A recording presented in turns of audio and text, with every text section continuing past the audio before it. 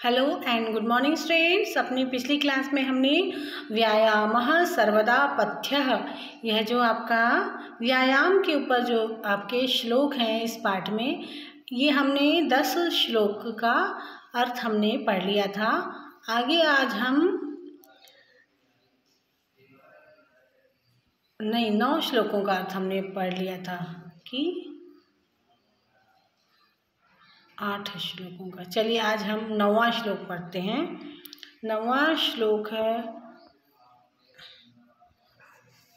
हृदय स्थान स्थितो वायुर्यदा वक्त्रं प्रपद्यते व्यायामं कुर्वतो जंतो अस्तद् बलार्धस्य लक्षणम। तो ये आपका 10वां श्लोक है ना। हृदय स्थान स्थितो वायुर्यदा वक्त्रं प्रपद्यते व्यायामं कुर्वतो जंतोस्तद् बलार्धस्य लक्षणम। इसके अन्वय को हम देख लेते हैं कि यदा हृदय स्थान स्थितः वायुः वक्त्रं प्रपद्यते तद् व्यायामं कुर्वतः जंतोः बलार्धस्य लक्षणम।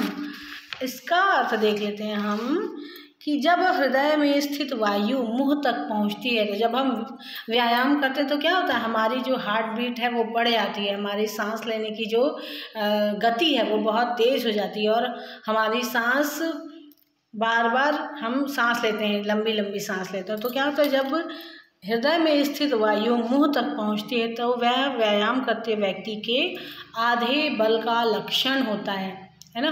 तो इसलिए व्यायाम करते समय हमें सांस के बारे में भी, किस तरह से आपको कब सांस लेना है, कब सांस छोड़ना है, यह भी व्यायाम जो आपको सिखाते हैं, जो इंस्ट्रक्टर होते हैं वो ये भी आपको बताते हैं कि कब आपको सांस लेना है। हाथ उठाते हुए सांस लीजिए या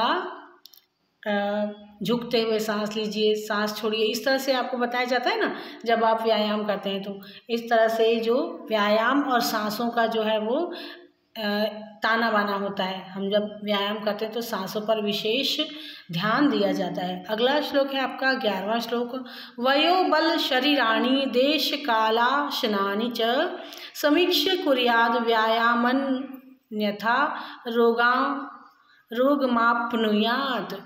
इसके अन्वय को देख लेते हैं। वयः बलम शरीराणि देश काल अशनानि च समीक्ष्य व्यायामं कुर्यात् अन्यथा रोगम आप्नुयात्।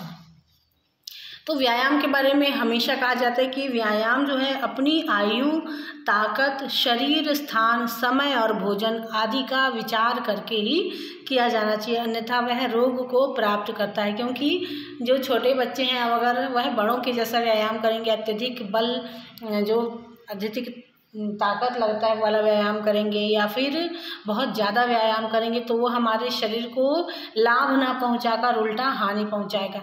इसी तरह से व्यायाम को क्रम से एक दिन कुछ थोड़ा व्यायाम किया, उसके बाद थोड़े ज़्यादा, इस तरह से क्रम से बढ़ाना चाहिए। एक साथ जल्दी से बहुत सारा व्यायाम नहीं करना चाहिए। इसी तरह से समय का विशेष ध्यान रखना चाहिए कि या तो सुबह के वक्त व्यायाम करना चाहिए या फिर शाम के समय। और कहा जाता है कि भोजन करके व्यायाम करना बिल्कुल भी सही नहीं होता है। भोजन के बाद हमको अपने शरीर को आराम देना चाहिए। हाँ, आप धीरे धीरे टहल सकते हैं भोजन करके, परंतु जो और व्यायाम है जो जिनमें आपको बहुत एनर्जी लगती है वैसा व्यायाम हमको नहीं करना चाहिए भोजन के उपरांत।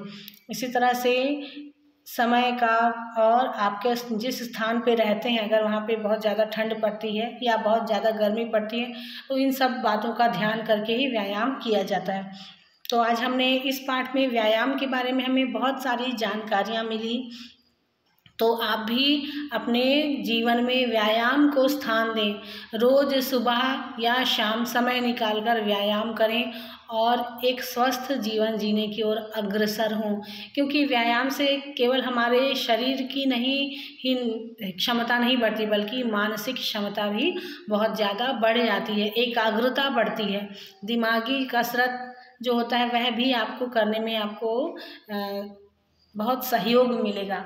आपकी जो एकाग्रता बढ़ेगी, क्योंकि एकाग्रता बढ़ने से आप सारे काम को आप व्यवस्थित ढंग से कर पाएंगे। इसलिए व्यायाम जो है हमारे जीवन में बहुत ही महत्वपूर्ण स्थान रखता है।